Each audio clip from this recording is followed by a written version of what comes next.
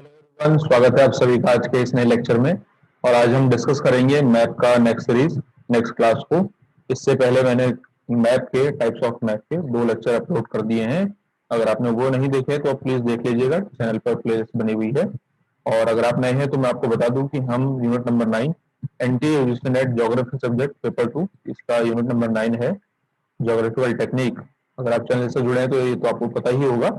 Unit number 9 geographical technique है, उसको complete preparation करेंगे। नोट्स आपको सारे मिल जाएंगे, इसका कोई चार्ज नहीं है। ठीक है, ये वो एक ऐसा यूनिट है जो कि आपके प्रिपरेशन में गेम चेंजर हो सकता है अगर आपने इसको सही से प्रिपेयर कर लिया तो। क्यों? क्योंकि यहाँ से 10 से 15 क्वेश्चन पूछे गए हैं, पूछे जाते हैं, पूछे जाएंगे।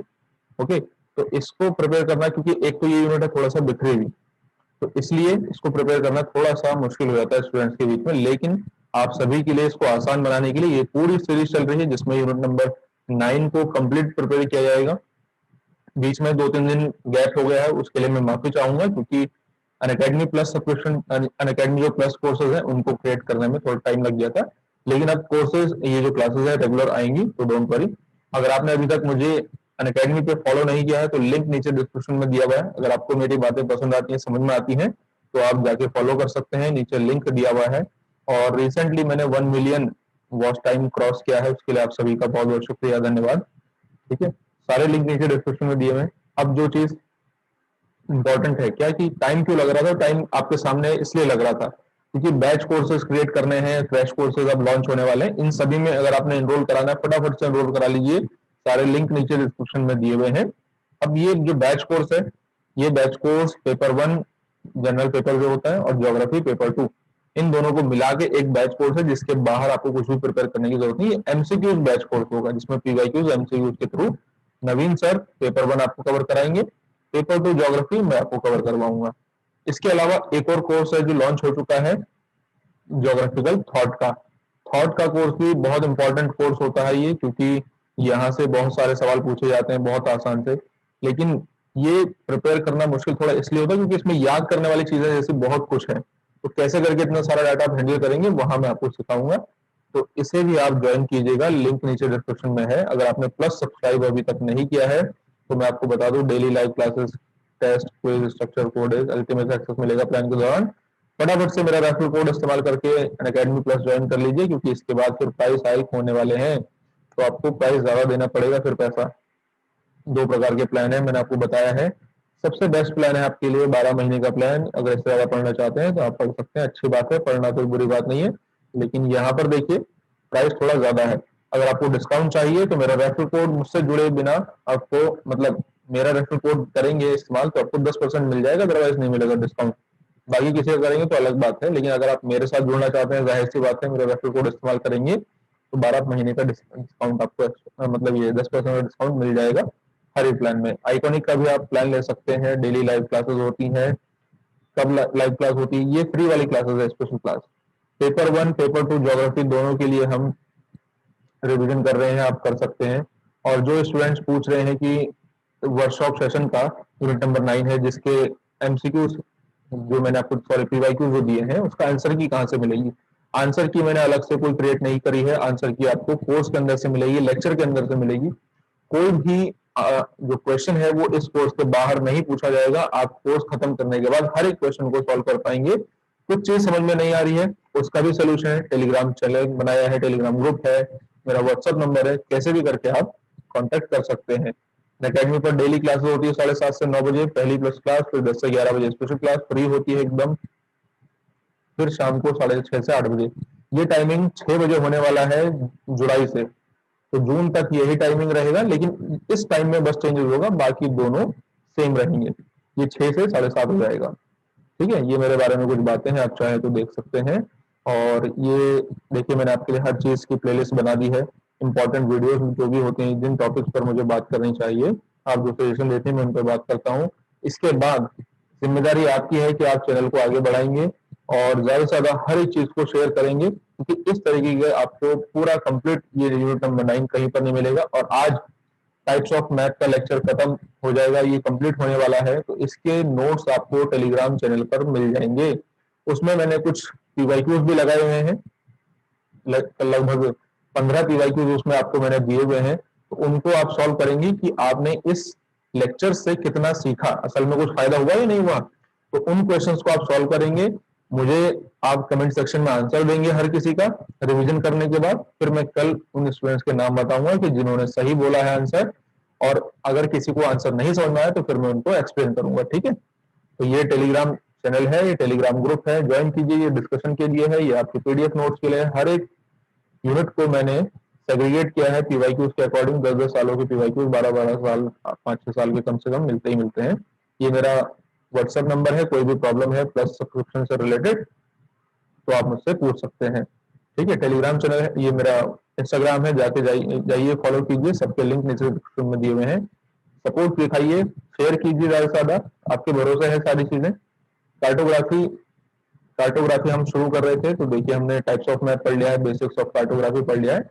इसके 4 सबसेक्शन है, हर एक को डिस्कस करेंगे, डोंट वरी, ठीक है। तो व्हाट इज मैप, ये क्या है, डिस्कस कर लिया है। टाइप्स ऑफ मैप हम डिस्कस कर रहे थे अकॉर्डिंग टू कंस्ट्रक्शन, फिर हम आ गए क्योंकि स्केल के according cadastral map, topographical map, wall map, atlas map, ये हम डिस्कस कर चुके हैं। ये लार्ज स्केल मैप होते हैं, ये स्मॉल स्केल मैप होते हैं, हमने डिस्कस कर लिया है। लार्ज स्केल क्या होता है, स्मॉल स्केल क्या होता है, ये हम डिस्कस कर चुके हैं। आपको इतना अंदाजा होना चाहिए क्योंकि मैंने ये पहले के लेक्चर्स में बताया हुआ है। प्रीवियस लेक्चर नहीं देखा तो बहुत जरूरी है, ये प्रीवियस लेक्चर पहले देख लीजिएगा। आज हम शुरू करने वाले हैं style of, according to style of construction. हम अगर मैप बना रहे हैं तो वो हमारे बनाने के मेथड के अनुसार अलग कैसे है। 2 प्रकार के मेथड से हम मैप बना सकते हैं, एक होते हैं क्वालिटेटिव मैप, दूसरे होते हैं क्वांटिटेटिव मैप। क्वालिटेटिव मतलब गुणात्मक और क्वांटिटेटिव मतलब मात्रात्मक। देखो इनके नाम से स्पष्ट है, क्वांटिटेटिव मतलब क्वांटिटी, यहां पर क्वांटिटी की बात होगी। जैसे इसको आप डेली लाइफ से भी समझ सकते हैं, आप कितना किलोमीटर चले, आज आप 5 किलोमीटर चले, यहाँ पर क्वांटिटी है। आपको समझ में आएगा कि हाँ आपने कितना चला होगा, ठीक है। आपने बाजार से 2 किलो चीनी ली, 2 किलो, केजी, 2 केजी, ये क्वांटिटी है, ठीक है। और और आपका वजन 75 केजी हो गया। अब आप कहेंगे मुझे कैसे पता चला, मुझे नहीं पता चला, मैंने बस ऐसे ही बोला है, अगर आपका है तो अच्छी बात है, ठीक है। ये क्वांटिटी है, ठीक। ऐसे ही मैप में हम क्या करते हैं, जो स्पाशियल डिस्ट्रीब्यूशन है उसको रिप्रेजेंट करते हैं, ठीक है, मैप पर, एक कागज पर। अब इसमें डिस्ट्रीब्यूशन को हम शो कर रहे हैं किसी ना किसी माध्यम से करेंगे, किसी मीडियम से, जैसे कि हम किसी ना किसी सिंबल का इस्तेमाल करेंगे, किसी कलर का इस्तेमाल करेंगे, है ना, किसी मेथड, दूसरे मेथड का इस्तेमाल करते हैं। सिंबल के जैसे डॉट हम लगा सकते हैं, डॉट मैप होते हैं। तो इसमें इसकी एक स्पेसिफिक वैल्यू होती है, सर्टेन वैल्यू होती है। जैसे एक डॉट अगर हमने लगाया तो अज्यूम कीजिए 500 पर्सन पर स्क्वायर किलोमीटर को रिप्रेजेंट करता है, तो इसकी क्वांटिटी है ना। जैसे आपने स्टेप्स में देखा है, 2 केजी चीनी में देखा है, आपका वेट में देखा है, वैसे ही इसकी भी क्वांटिटी है। एक सॉरी एक डॉट बराबर 500 व्यक्ति, हमने वही 2 डॉट लगा दिया, इसका मतलब हम एग्जैक्टली समझ जाएंगे कि यहाँ पर 1000 व्यक्ति का डेंसिटी है, ठीक है। कलर, जैसे आपने कई कलर्स वाले मैप देखे होंगे, मतलब एक शेडिंग वाला मैप देखा होगा, आगे हम देखेंगे, उसको डिस्कस करेंगे। मैं आपको अभी बस समझा रहा हूँ इंडिया की डेंसिटी का। उसमें इस तरीके से सिंबल नीचे दिया होता है, सबसे लाइट कलर, ब्लैक का लाइट कलर, फिर थोड़ा डार्क, फिर और डार्क, सबसे डार्क। इसका मतलब होता है जो सबसे लाइट है 50 व्यक्ति पर स्क्वायर किलोमीटर, फिर यहाँ पर 100 हो जाएगा, फिर यहाँ पर 200 हो जाएगा, यहाँ पर 400 हो जाएगा, फिर उससे अबव सबसे डार्क हो जाएगा, उससे अबव। क्वांटिटी है, ये क्या है, क्वांटिटी है। इस कलर की भी क्वांटिटी है। तो जहां जहां पर जिन जिन स्टेट में सबसे लाइट कलर है, मतलब 50 व्यक्ति पर स्क्वायर किलोमीटर में रहते हैं, तो ये क्वांटिटी है। इस प्रकार से बने मानचित्रों को हम क्या बोलते हैं, क्वांटिटेटिव मैप बोलते हैं। अब इसमें कौन कौन से मैप आते हैं अभी हम देखेंगे, वहां से एग्जाम में कैसे क्वेश्चन आएंगे। आपसे डायरेक्ट स्टेटमेंट दे देगा, ये कैरेक्टरिस्टिक्स है, वो भी देखेंगे अब आगे। ये कौन सा मैप है, मैच द फॉलोइंग में दे देगा, 1 2 3 4, इनका इधर शॉर्ट डिस्क्रिप्शन दे दिया, बताइए कौन सा मैप है, मैच कीजिए, ऐसे ऐसा दे देगा।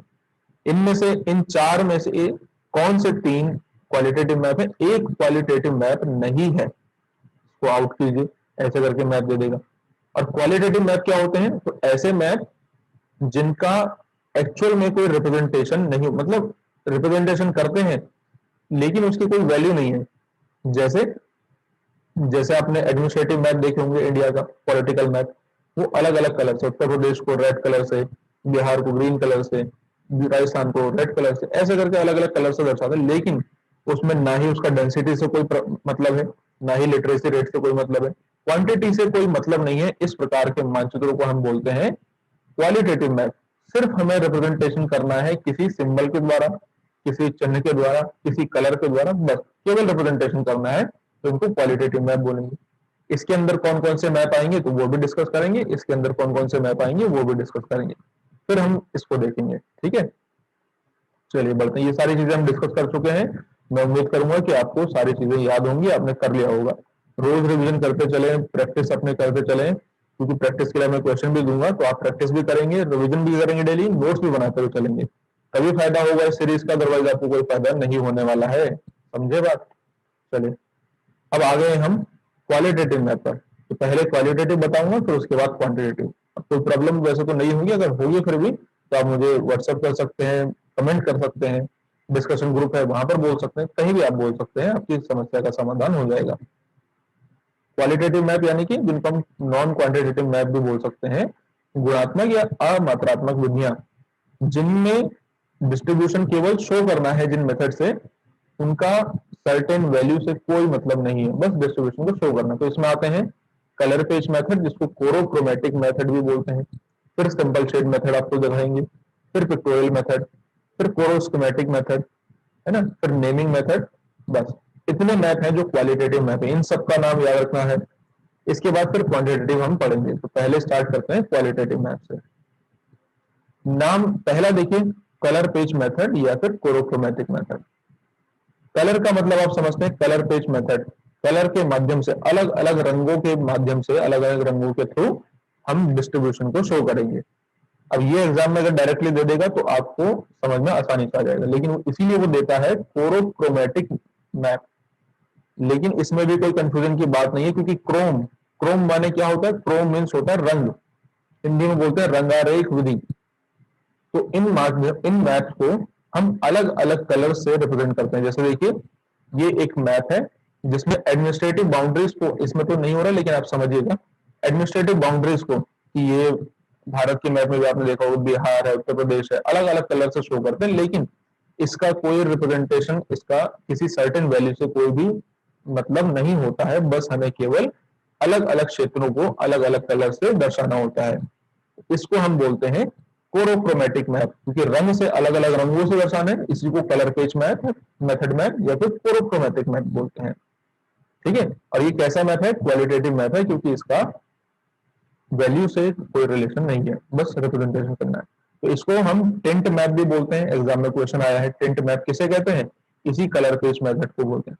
कोरोक्रोमेटिक भी बोलते हैं, इसको कलर मैप भी बोलते हैं। तो इसमें हम क्या करते हैं? इन सभी नामों से इसे जाना जाता है। इसमें अलग अलग तत्वों या वस्तुओं के वितरण क्षेत्रों को अलग अलग रंगों से भरकर स्पष्ट किया जाता है, जैसे मिट्टियों का प्रकार, प्रशासनिक क्षेत्र, राजनीतिक क्षेत्र, इन सभी को हम प्रदर्शित करते हैं।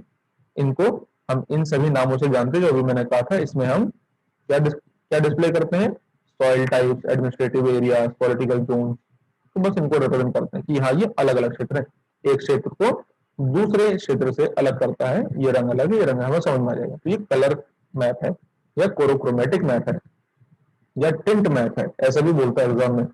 ठीक है, तो ये पहला मैप है। दूसरा दूसरा होता है सिंपल शेड मेथड मैप। इसमें शेडिंग होगी। जैसे आपने एक मैप तो देखा होगा कि जिसमें डेंसिटी को हम शो करते हैं, लाइट डेंसिटी वाला कलर, उससे थोड़ा डार्क, फिर उससे थोड़ा डार्क, उसमें सर्टेन वैल्यू है। इसमें वैल्यू से कोई मतलब नहीं है। इसको हम हिंदी में बोलते हैं सामान्य छाया विधि मानचित्र। ठीक है, ये जो मेथड मैप है, ये रंगारेख विधि के ही समान होता है, यानी कि पिछला जो मेथड है ना, ये वाला कलर को कोरोक्रोमेटिक मैप, इसके जैसा ही होता है। अंतर इसमें यह है कि इसमें अलग अलग कलर्स के बजाय केवल एक कलर होती है, डार्क कलर, ब्लैक इंक का इसमें केवल इस्तेमाल किया जाता है। किसका इस्तेमाल? ब्लैक इंक का केवल इसमें इस्तेमाल किया जाता है। ओके, लेकिन उसकी शेडिंग अलग अलग होती है। जैसे ब्लैक के भी कई शेड होते हैं, है ना। जैसे हमें लाइट शेड है, उससे हमने दर्शा दिया कि ये क्षेत्र किसी निश्चित वैल्यू को, जैसे कि कोई सर्टेन एग्रीकल्चर लैंड यूज को रिप्रेजेंट कर रहा है। तो दूसरा शेड है, उसी का थोड़ा डार्क शेड है, वो दूसरा एग्रीकल्चर को रिप्रेजेंट कर रहा है। लेकिन ना ही एग्रीकल्चर की प्रोडक्टिविटी, ना ही एग्रीकल्चर की डेंसिटी, किसी चीज से उसका कोई रिलेशन नहीं है, बस रिप्रेजेंटेशन करना है ब्लैक इंक के अलग अलग शेड से, तो इसको बोलेंगे सिंपल शेड मेथड। ओके, इसी से एक मिलता जुलता दूसरा मेथड है जो क्वांटिटेटिव मैथ है, उसको मैं आगे बताऊंगा। ठीक है, चलिए। तो इसमें the only purpose of this math is to show the different type of areas and shadows used in this math have no relation to density of distribution. यहाँ पर डेंसिटी ऑफ डिस्ट्रीब्यूशन से कोई भी लेना देना डेंसिटी का नहीं है, बस केवल हमें डिस्ट्रीब्यूशन को शो करना है एक ब्लैक इंक से, उसके शेडिंग से। ठीक है, इसमें agriculture land use, agriculture boxes, types of soil, industrial areas, mineral areas, इन सभी को हम शो करते हैं। इसमें ध्यान रखना कि इसका डेंसिटी से मतलब नहीं होगा, बस केवल शेडिंग से मानचित्र डिस्ट्रीब्यूशन को शो करना है। ठीक है, नेक्स्ट आता है पिक्टोरियल मैप। बहुत ही आसान है, आप अपने सामने देख रहे हैं पिक्टोरियल मैप। क्या होता है पिक्टोरियल मैप? ये एक ऐसा मैप है, इसके नाम से स्पष्ट है, जिसको हम चित्रीय विधि भी बोलते हैं, नीचे लिखा हुआ है, जिसमें डिस्ट्रीब्यूशन, मान लीजिए हमें कोई भी चीज शो करना है मैप पर, तो उसी से मिलता जुलता, एक्चुअल में ऐसा लगता है कि फोटोग्राफ को हमने पेस्ट कर दिया है। जैसे हमें अगर धान को रिप्रेजेंट करना है, राइस को, तो उसके जैसा ही हम एक पौधा बना देंगे मैप पर, ये राइस के लिए है। अगर हमें व्हीट या गेहूं को शो करना है, उसी के जैसा पौधा बना देंगे। हमें बिल्डिंग शो करनी है, बिल्डिंग बना देंगे, है ना। और हमें किसी दूसरे प्रकार का मैप, किसी दूसरे प्रकार का डिस्ट्रीब्यूशन शो करना है, तो हम उसी प्रकार से रिप्रेजेंट कर देंगे। हमें मंदिर शो करना है, हम इस प्रकार से मंदिर बना देंगे, है ना। हमें दूसरी चीजें शो करनी है, हम उसी प्रकार से इसको बना देंगे। ठीक है, तो इस प्रकार से बने मैप पिक्टोरियल मैप बना कहलाते हैं, क्योंकि हमें ऐसा लगता है कि हम एक्चुअल फोटोग्राफ को देख रहे हैं। हमें पोत या फिर जो पोर्ट होते हैं, पोताश्रय होते हैं, उनको शो करना है, नाव बना दिया, हमें समझ में आ गया।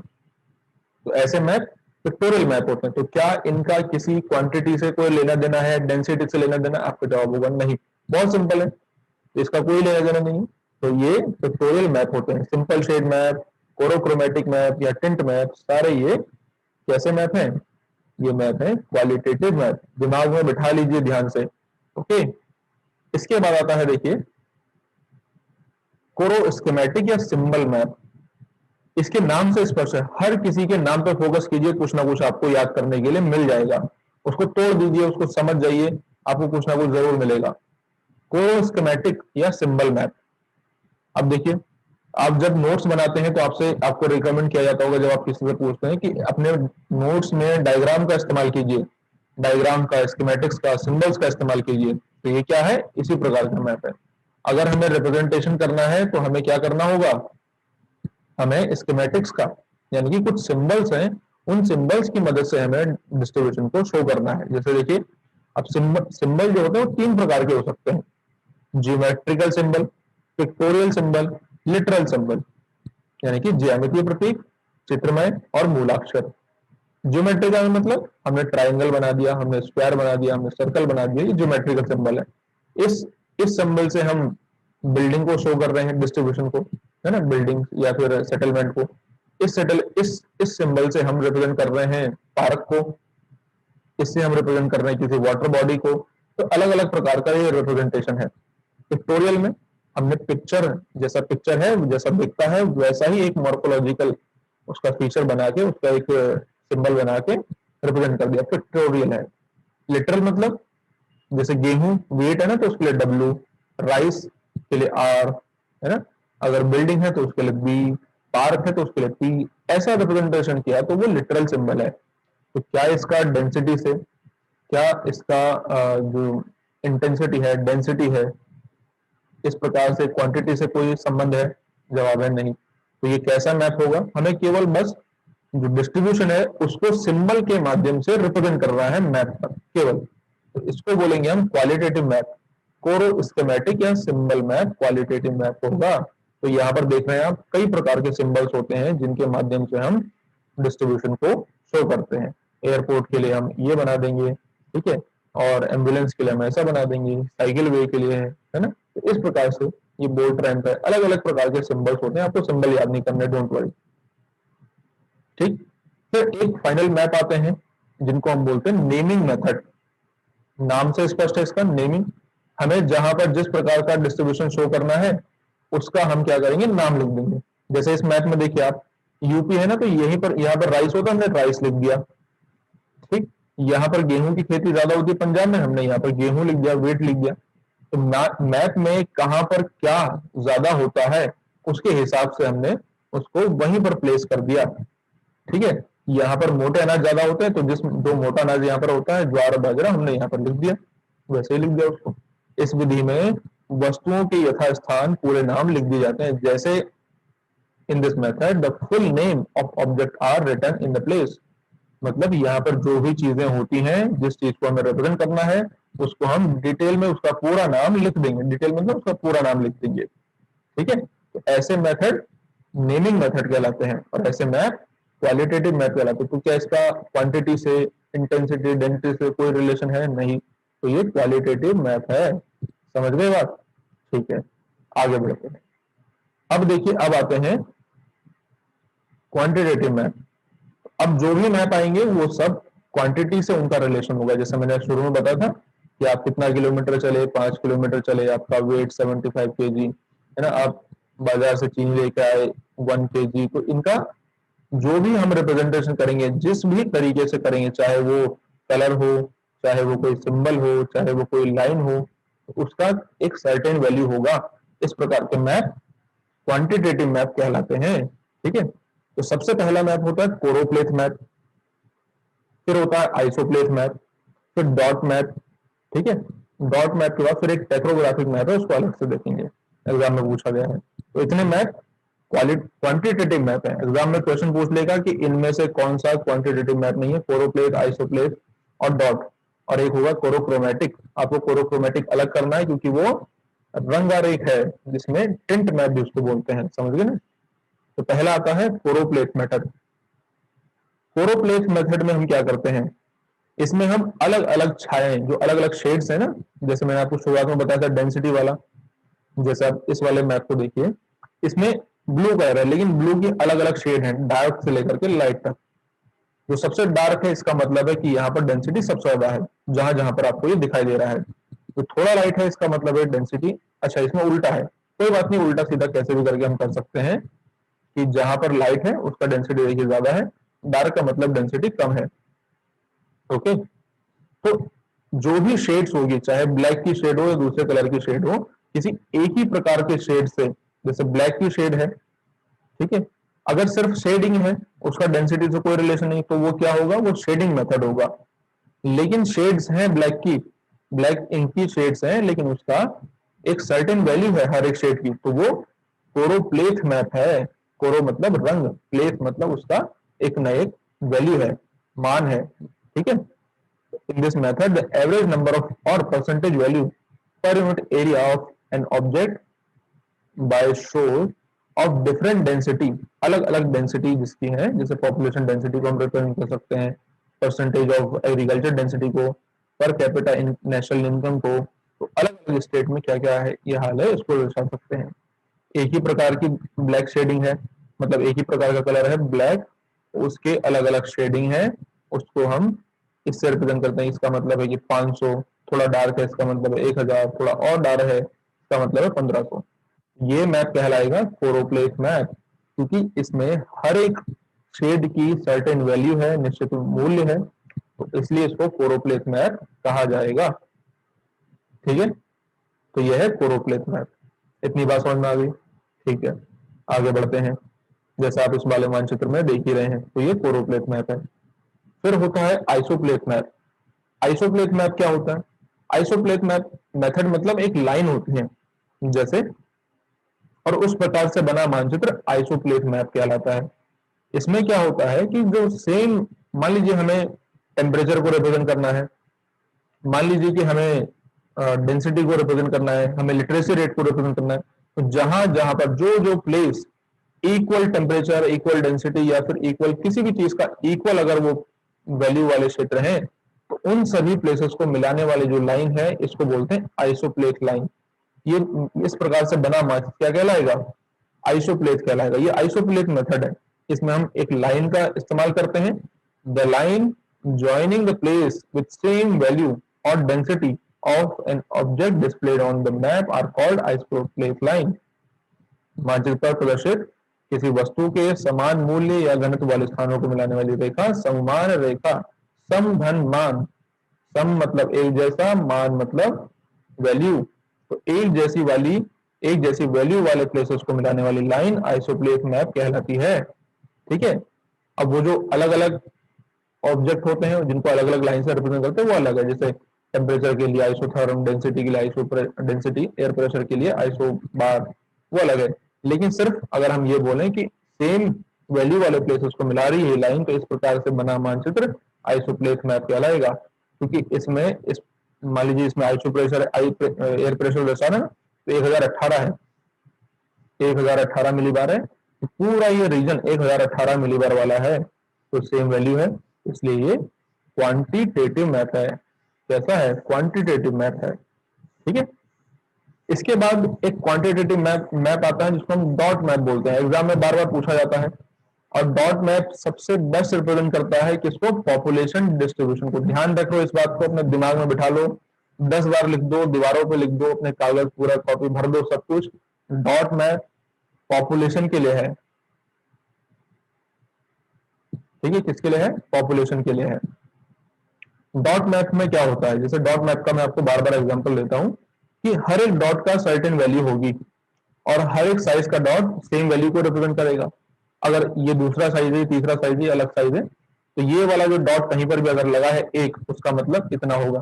कुछ भी हो सकता है वो, जो हम जिस हिसाब से डिस्ट्रीब्यूशन करना चाहें।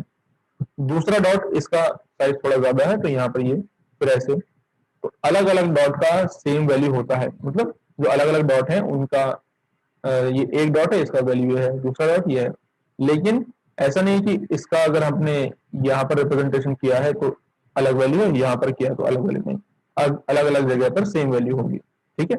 और हमने यहाँ पर एक डॉट लगाया है, इसका मतलब हो सकता है कि 500 है, अज्यूम कीजिए, दो लगा दिए तो वो 1000 हो गया। तो ऐसे डॉट की एक सर्टेन वैल्यू होती है, इसीलिए ये क्वांटिटेटिव मैप है। और इसमें जो शेप है, साइज है, इक्वल डॉट, सबका इक्वल होता है, डॉट का फिक्स्ड वैल्यू होती है इसकी, जहां पर हम इसको रिप्रेजेंट करते हैं। इसी कारण से इसको एब्सोल्यूट मेथड बोलते हैं, क्योंकि इसका दूसरे से किसी रिलेशन नहीं है, बस रिप्रेजेंटेशन करना है, सिमिलर वैल्यू है, सिमिलर साइज है, शेप एक जैसा है, तो ये बोलेंगे डॉट मेथड या एब्सोल्यूट मेथड, निरपेक्ष विधि। अब इसमें दो प्रकार की विधियां होती हैं, एरियल और स्टिल्जिन-बूअर मेथड। दो प्रकार के मेथड है, ध्यान से सुनना इस बात को, अभी समझ में आ जाएगा। एरियल और स्टिल्जिन-बूअर मेथड, ये डॉट मेथड का एक भाग है, एक प्रकार है। दूसरा प्रकार है इसका वॉल्यूमेट्रिक और स्टिल्जिन-गियर मेथड। दोनों में अंतर क्या है? स्टिल्जिन-बूअर मेथड में रूरल पॉपुलेशन को, ध्यान से सुनना, रूरल पॉपुलेशन को सेम साइज के डॉट से रिप्रेजेंट करते हैं, लेकिन अर्बन पॉपुलेशन को सर्कल से रिप्रेजेंट करते हैं, सर्कल से ऐसे, और रूरल को ऐसे डॉट से। रूरल को डॉट से, ध्यान से सुन लो दोबारा, और अर्बन को सर्कल से। लेकिन वॉल्यूमेट्रिक या फिर स्टेन-डी-गियर मेथड में रूरल पॉपुलेशन को पॉइंट से ही रिप्रेजेंट करते हैं, सेम जैसा यहां पर है, पॉइंट से ही रिप्रेजेंट करते हैं। लेकिन अर्बन पॉपुलेशन को सर्कल से नहीं बल्कि स्फीयर से रिप्रेजेंट करते हैं। अब आप कहेंगे सर्कल में और स्फीयर में क्या अंतर है, तो ध्यान से सुनिएगा। सर्कल 2D रिप्रेजेंटेशन होता है, इसकी लंबाई चौड़ाई बस इस प्रकार से, जो 2D मतलब लंबाई चौड़ाई, 2 डायमेंशन, ये द्विविमीय आकृति है। और स्फीयर 3 डायमेंशन है, त्रिविमीय आकृति है। जैसे ग्लोब है ना, ग्लोब 3D है, लंबाई चौड़ाई ऊंचाई भी है उसकी। सर्कल जो हमने मैप पर बना दिया है, कागज पर बना दिया, वो सर्कल है। तो स्टेन-डी-गियर मेथड में रूरल पॉपुलेशन को सेम पॉपुलेशन से, मतलब डॉट से ही, यहाँ पर भी, लेकिन अंतर यहाँ पर इतना है कि इसमें अर्बन पॉपुलेशन में अर्बन पॉपुलेशन को स्फीयर से रिप्रेजेंट करते हैं, तो ये इसमें थोड़ा सा अंतर है बस। ठीक है, इतनी बात याद रखना, ये डॉट मेथड है, क्वांटिटेटिव मेथड है। ठीक, इसके बाद एक नया मेथड, एक दूसरा मेथड है, अलग है ये, इसको हम बोलते हैं कि ये टेक्नोग्राफिक मेथड। टेक्नोग्राफिक मैप क्या होता है? ये भी एक प्रकार का, आप कह लीजिए कि ये क्वांटिटेटिव मैप है। इसमें दो प्रमुख एलिमेंट्स को, दो मेन एलिमेंट्स को रिप्रेजेंट करते हैं, सापेक्षिक उच्चावच और औसत ढाल संबंधी विषमता। यानी कि इसमें एवरेज स्लोप और रिलेटिव रिलीफ को रिप्रेजेंट करते हैं। अब आप कहेंगे एवरेज स्लोप और रिलेटिव रिलीफ क्या होती है, तो जब हम अभी थोड़ी देर बाद, थोड़े दिनों बाद मतलब मॉर्फोमेट्रिक एनालिसिस पढ़ेंगे तो वहां पर आपको समझ में आ जाएगा, डोंट वरी। ठीक है, लेकिन इतना भी याद रखिएगा कि ये क्वांटिटेटिव मैथ है और इसमें एवरेज स्लोप और रिलेटिव रिलीफ को रिप्रेजेंट किया जाता है। ठीक है, तो इतनी बात आप याद रखेंगे। ये है मैथ। आज से आपका मैथ का जो क्लास है वो, मतलब मैथ का जो ये पूरा टॉपिक है वो खत्म हो चुका है। जितना भी अभी तक मैंने पढ़ा दिया ये पूरा, इस सब के नोट्स आपको इस लेक्चर के बाद, अपलोड होने के बाद, इस लेक्चर देख के ध्यान से पूरा और पढ़ना और रिवीजन करना, नोट्स बनाना। इसके पूरे नोट जो भी अभी तक करा दी हूँ वो आपको टेलीग्राम चैनल पर मिल जाएंगे। कौन से? ये टेलीग्राम चैनल है, यहाँ पर आपको ये नोट्स मिलेंगे, तो लिंक नीचे डिस्क्रिप्शन में है, जाके डाउनलोड कर लीजिएगा।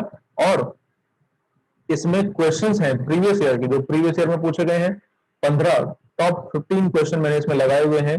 आप उनको जाएंगे, सॉल्व करेंगे, और जो भी आपका रहेगा सेल्फ एनालिसिस उसको करेंगे। कहीं पे कोई प्रॉब्लम आती है तो आप मुझे बताएंगे। सारी चीजें देखिए कोर्स के अंदर से ही पूछी जा रही हैं, सारी चीजें कोर्स के अंदर से ही, बस आपको इनको सॉल्व करके मुझे बताना है, आंसर देना है। ये कैसे सॉल्व होगा तो मैंने आपको लार्ज स्केल, स्मॉल स्केल के आधार पर बताया होगा। नहीं होगा तो मैं कल आपको सॉल्व करके बताऊंगा, लेकिन आप कोशिश करेंगे, सारे क्वेश्चन सेम वहीं से आए हैं। ठीक है, तो बताइएगा आज का सेशन आपको कैसा लगा, और उम्मीद करेंगे कि पसंद आएगा, समझ में आएगा सारी चीजें आसानी से। मैं बहुत आसान भाषा में समझाने का प्रयास करता हूँ।